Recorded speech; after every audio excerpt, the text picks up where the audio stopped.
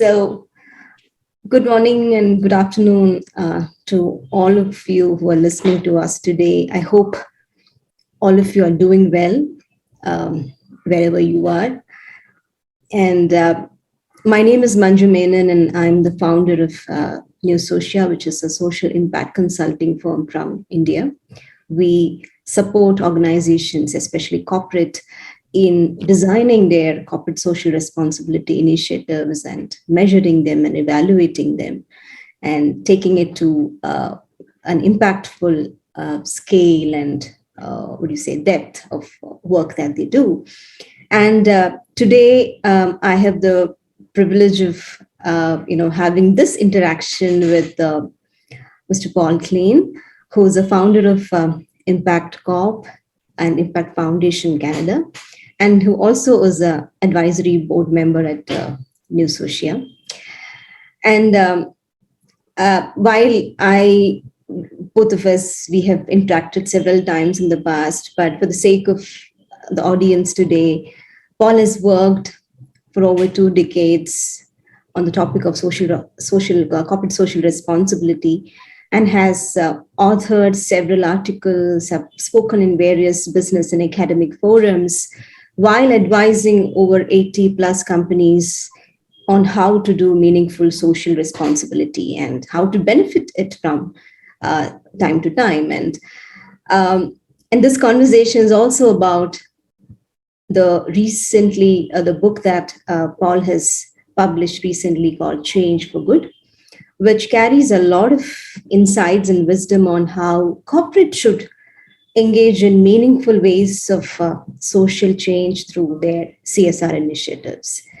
So, welcome to the discussion, Paul. It's always a pleasure to interact with you. And I also know that recently you've been named among the world's leading change makers by the CEO magazine. So I would probably ask you, how does it feel to receive such a recognition? Well, thank you, Manju. It feels undeserved, actually, but there's so many people doing such important and incredible work, including people like you and your colleagues at NuSocia. So, I think it doesn't really matter that one of the things I've always enjoyed about our conversation is we're both, in our own ways, committed to social change, and doing that through working with corporations and other groups to help them have more of a meaningful impact on the world. So that's one of the things that I find so rewarding about being on your advisory board, and also in our conversations together. And it's such an interesting thing. You're based in India, I'm based in Canada, but we're doing the same things. And I think that's what's so important. Absolutely. I think there's one common cause or a passion that is kind of brought us together, probably, and we have a lot of common things to discuss. And I believe Change for Good is one of the interesting things to discuss today. So I would probably begin with asking this question that in your book Change for Good, you write about the importance of corporate to shift from CSR to social change. And could you elaborate, for the sake of our audience, why is this important? Well, I think, one of the things is that, of course, what we see in the world is hugely changing expectations among consumers, employees, investors, local communities, other businesses about corporations, and just a growing expectation. I think that there's an expectation that corporations actually are going to contribute to solving social problems. And sadly, for many people, the problems they face today are actually worse than they were even before the pandemic. So I think the pandemic has actually, pushed this conversation to an even more important place. And I think that unfortunately a lot of corporations, I think generally they mean well, but many corporations have sort of perfected what I call social responsibility light, or CSR light. which is really doing as sort of as little as possible to be seen to be socially responsible and having an impact on the world. And I think today, to answer your question, for employees, for consumers, for investors, for others, they actually expect corporations to be, making a material difference in the world. That's not CSR light, that's social change. So that's why corporations need to make what I call the change for good shift. What are you seeing in your work in India and elsewhere? So interesting. I think I strongly believe in the stakeholder theory of CSR, where we see companies looking at the community as one of their crucial stakeholders, and therefore, managing the expectations of stakeholders, including your employees and including your vendors, your supply chain partners, your community, everything becomes a business case, right? So it's not an option. I don't believe it's an option that companies today have, right? And in the context of India, I can say that I personally have seen a lot of path-breaking, very impactful social change initiatives which are driven by corporate in India, which I'm extremely proud of as well. At the same time, I'm equally concerned about, CSR being seen as more of a compliance or something that is good to do, a nice to do thing. So that is something that concerns me, because that will probably lead to seeing initiatives which all look similar, or everything done in a similar geography, which essentially is not solving a social problem, right? So coming to a specific question on why should corporate move towards more serious CSR activities and looking at social change as a mandate. I think it's a very obvious answer to me that you know all of your stakeholders are coming from the community. So if the society around you is suffering, if they have facing issues, then probably you cannot operate your business in a scenario like that. And I think I also resonate with what you said. COVID was one of the major eye opener for businesses, because businesses got impacted by COVID, and COVID was not a business problem. COVID was a social problem. And for once, we saw corporates opening up their risk assessment maps and registers to see how to calibrate themselves to respond to COVID. So, which was not at all a business problem for them, right? So, I think that suddenly brings it back to the context that CSR driven by compliance or good to do things are very short term in nature, and probably that could keep you on the right side of the law. But so as to create a sustainable business, you have to have a favorable social environment as well. And for that, you need to be an active partner in ensuring that social inequality, social change is being addressed. And you have the resources to do that if you are running a sustainable business. So I think that's where my belief lies, that there is a lot more that companies can do in their rightful ways. Yeah. For sure. I'm just thinking about what you said, and sort of building on that. I feel like the Great Recession in the late '90s, revealed a huge lack of governance in large corporations. The boards of directors were not being responsible, and it really propelled an improvement in governance. Which is not perfect today, but better than it was. After that, we had the huge increased awareness of climate problems and climate change, and the need to get to net zero, which has propelled a really important and very positive impact in the world. Corporations realizing they actually had to make a difference here, and that mattered to people who were investing in them, especially institutional investors and capital markets. There became a risk in not being environmentally responsible. And now I think it's the same thing in the social part of ESG, where capital markets are saying, okay, corporations that are not actually making the shift that you and I are talking about are at risk of losing their capital and investments in their businesses. So, and I think that that's finally starting to the corporations are starting to realize that, we actually have to do something different, you know? True. I think it's now becoming a business case, as you know, it's becoming a very strong business case for Mm-hmm. serious thing to be considered. Yeah. Mm-hmm. Exactly. And so there, from what you've seen in your work and beyond, what are you seeing as the most, I don't know, exciting or inspiring or important examples of corporations, actually making this change for good, shall we say? Hmm. As I was mentioning earlier, also in India, we've seen some very interesting examples of how companies have taken up social mandate very seriously, right? So, and it was much before, before the law asked companies to set aside a certain percentage of funds for their profits for CSR.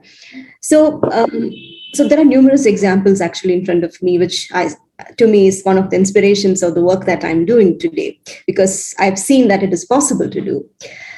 However, one of the major areas where a lot of companies have invested in the last 1 decade is on the skill development, because as a country which is in general going towards automation, and we also a country with a lot of young population, the need for jobs and employment is very high. And we know that the employment will shrink as we do more automation. So there are several organizations who have kind of worked very structurally in improving employability, employment, and entrepreneurship opportunities for young people. And I would take the example of TCS, which is one of the leading IT company. So they run a program called as Youth Employment Program, which they've been running for many years now, and which has benefited almost more than 120,000 youth, where they catch them young. They give them support in terms of professional assistance and things like that. And on the one hand, they are benefiting out of it because it is adding to their own talent pool. And not just to their own talent pool, they're adding to the talent pool of more than 20 companies which are recruiting these youth in the various, in their own companies and others. So they're systematically doing that activity, and they plan to kind of increase the scale further 10 times of what they're doing today. And that's a massive thing to do. And especially these are focused on youth from rural areas of India who have limited exposure and limited opportunity available to them. So that to me is a very powerful example. Yet another example is that of L&T Financial Services, which was one of our clients, which is a leading banking and financial sector company in India. So they run a powerful program called as Digital Sakhi. Sakhi in Hindi means a friend. Okay, so they train rural women on digital financial inclusion, and also on enabling them on rural on micro entrepreneurship. So and we had a chance of looking at that program very closely very recently, and we saw evidences of how transformative those programs were, especially in redefining the role of women in those communities, especially in the rural communities.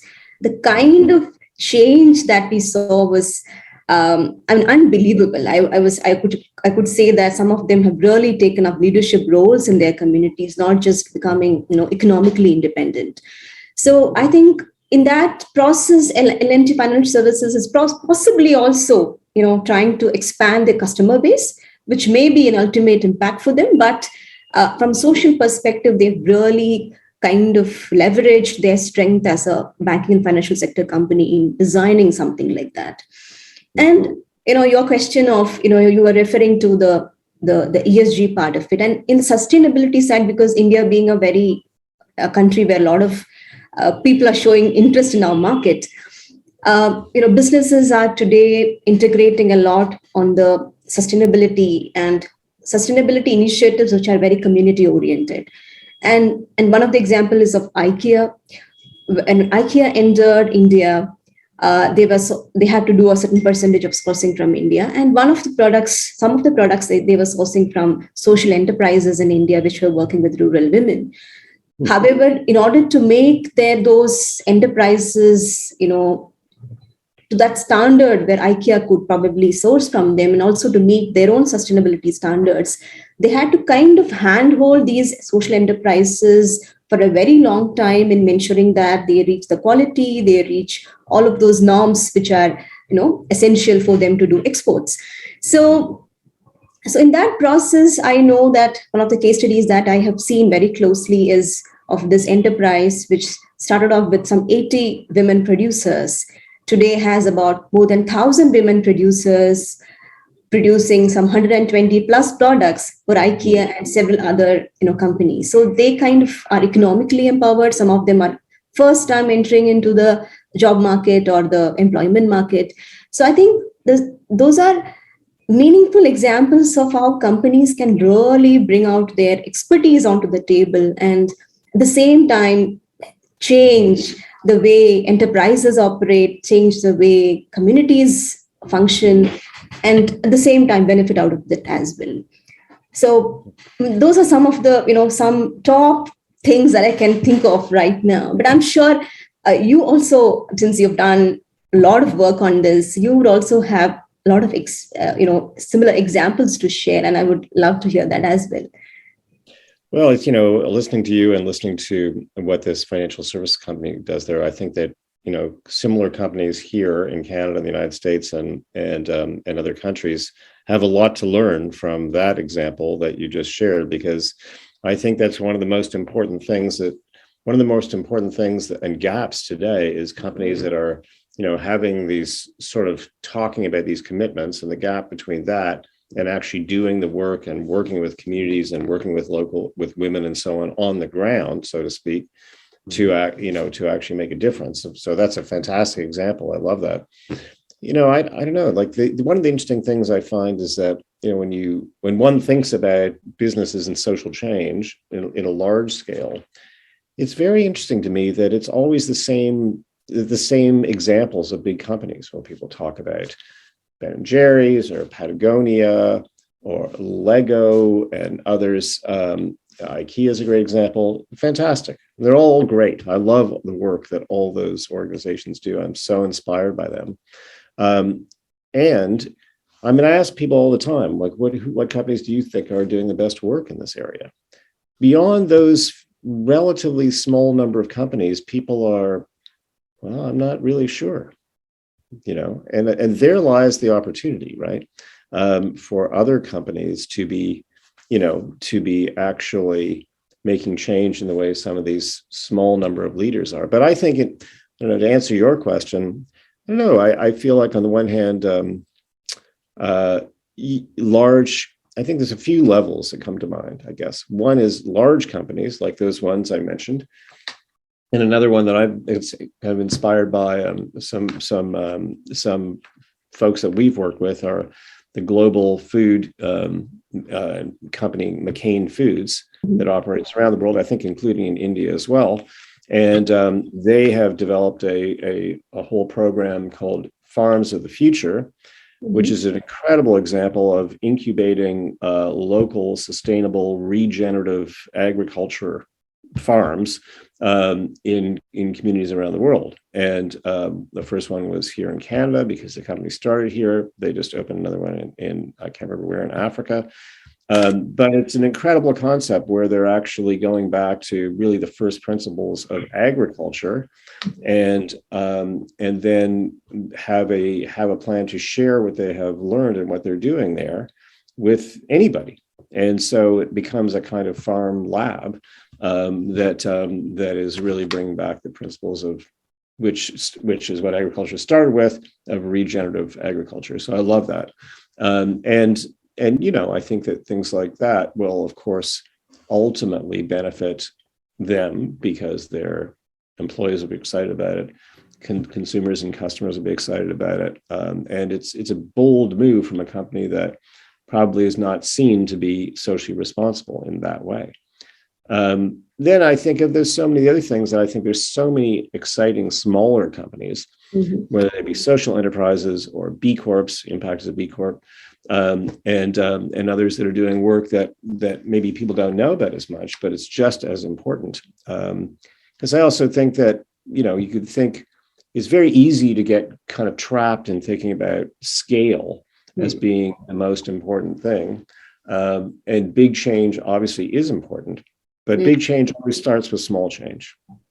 So there's companies that are doing work in every community I could think of that are very inspiring to me. And whether that's a company that is sourcing, socially responsible, ethically grown coffee, whether that's companies that are employing people who otherwise would not be employed, which I think is hugely important. Here in Canada, there's an amazing a company called, I believe they're B Corp as well, called Cheekbone Beauty, that is an Indigenous run and owned company started by an Indigenous woman named Jen Harper. And she has built a company that is just indivisible. It's a beauty company with, natural beauty products, but it is indivisible with social change within the Indigenous community in terms of their hiring, the way they use their profits, and really what they stand for. So that's I find that very, very exciting. So, I think the big examples are really good and really important, and the small ones are good too. Absolutely. I think everyone in every company, irrespective of the size they are, have a role to play, right? I mean, and some of them, and I always believe that the smaller companies, especially the small and medium enterprises in India or in any country for that matter, they work very closely with their communities. Sometimes their promoters, the founders belong to community themselves, right? So they probably are in a much more, I would say, better position to actually know what is wrong, what is happening in their communities, and possibly can respond to that much more efficiently as well. So I think I really liked what you said, that change doesn't need to be starting in a big scale. It can start small and then possibly can go deeper or wider, or wherever it is required. So in that context, Paul, what would you advise corporations to do differently from the current CSR, so that they can solve social problems in their own communities and the communities where they're operating? I would say, I think you were talking about it in your own work there, and this is something that we try and do too, which is really the most simple thing, honestly, and not done enough, which is honestly listening to people in communities and working backwards from the things that they themselves have expressed as being important. And it's such a simple thing to do, really. But it involves, that's part of the Change for Good shift to me, is it involves companies that traditionally will, within their four walls of their large corporation, their business, make decisions about things that fundamentally they don't really know anything about or very little about.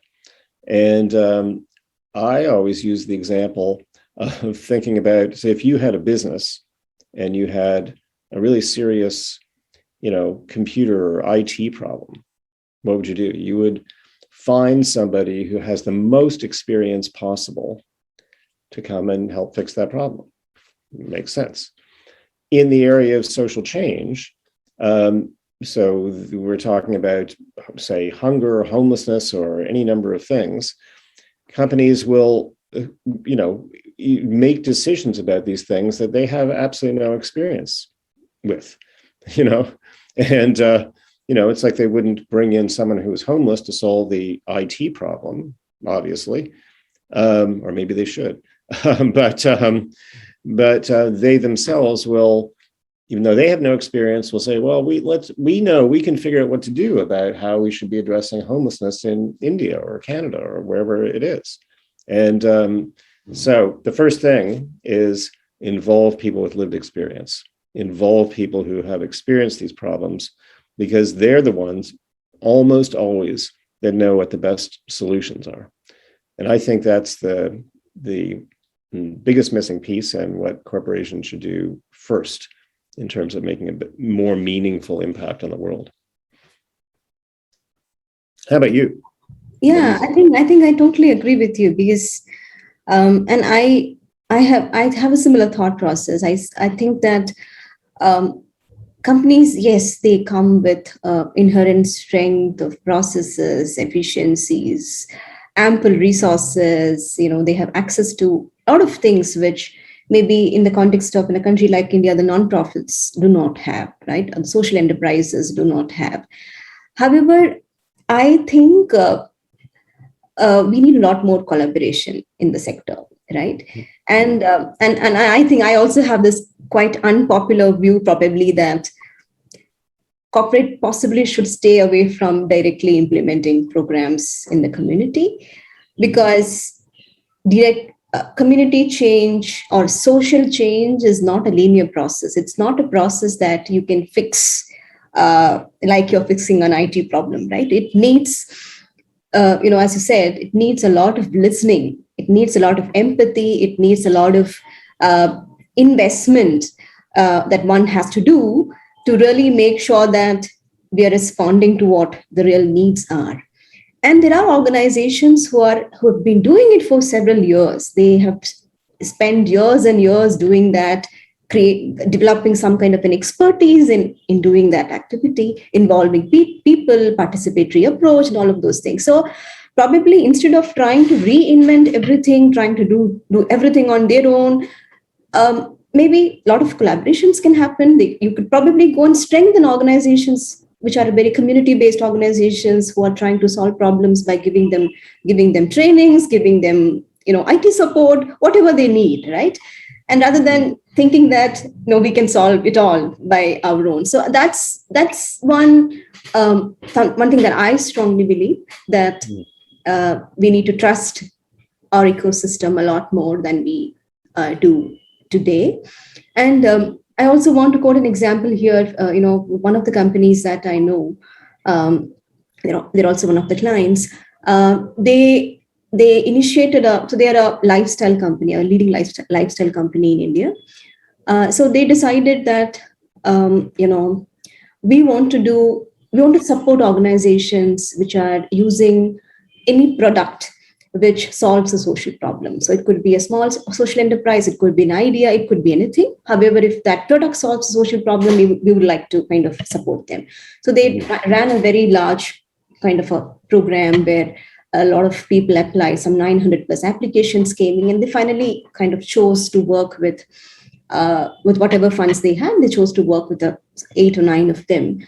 But they really made sure that those 8 organizations got all the kind of support that they required in terms of funding, in terms of mentoring, in terms of technical assistance, in terms of doing demonstrations, especially during COVID.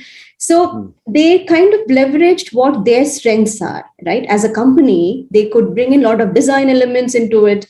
So they put all of those things they were good at, and they trusted the implementation to be with those people who possibly have done years and years of research in developing a product like that.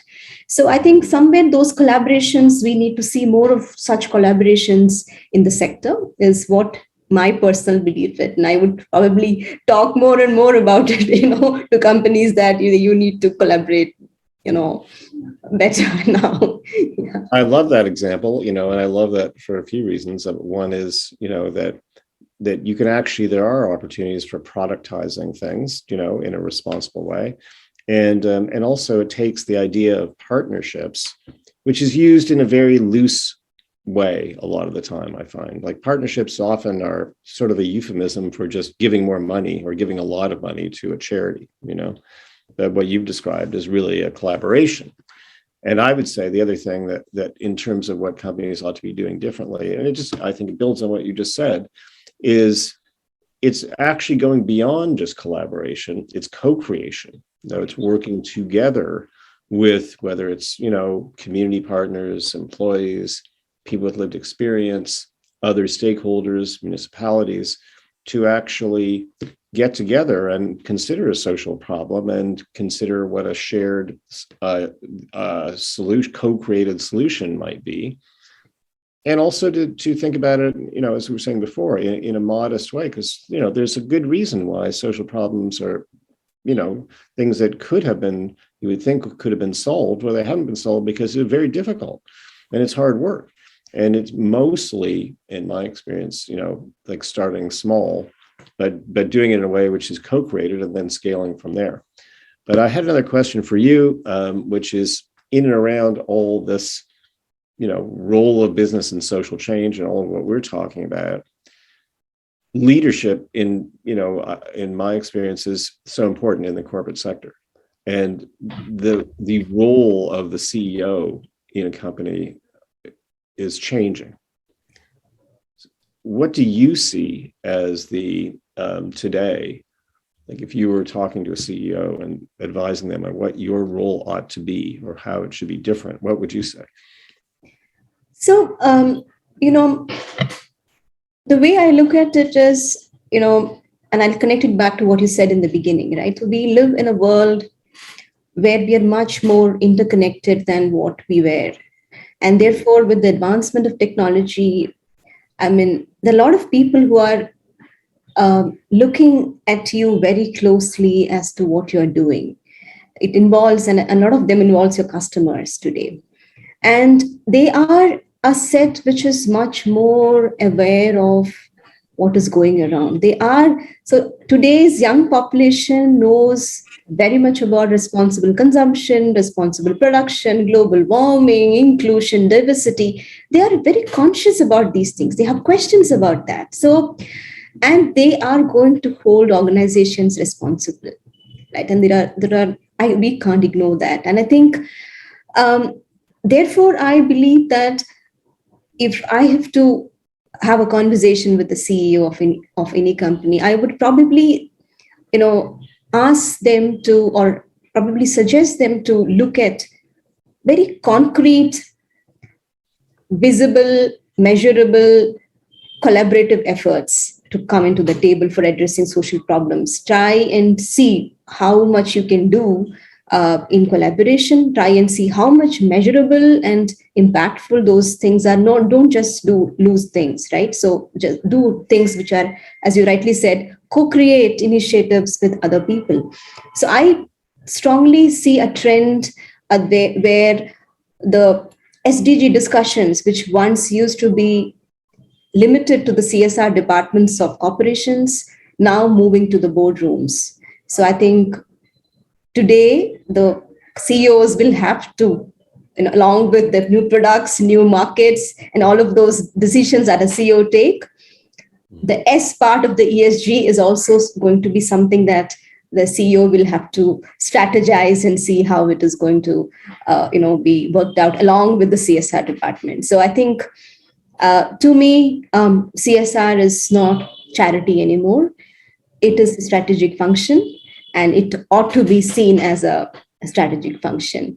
But that's purely the way I look at it. I might have a very extreme view about it. But what do you think, Paul? And how do you convince? How do you, advise CEOs on how to look at the future of business and society and social change? No, I don't think you're extreme at all. I think I would sign up 100% to what you just said. It's music to my ears to hear that. No, I think that CEOs. I think there's a few things. I think that if I was CEO of a large company right now, I would, number one, I would look at my senior leadership team to make sure there was a truly diverse and representative group of people at the most senior level of the company.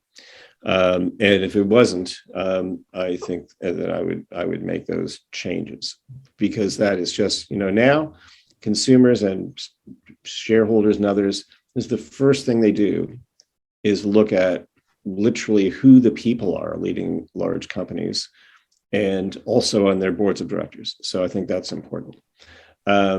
on our Impact Foundation for Social Change, it's very small scale. We're making that change now because I'm on the board of directors, as are a number of other people. This organization exists to help refugees and newcomers create employment.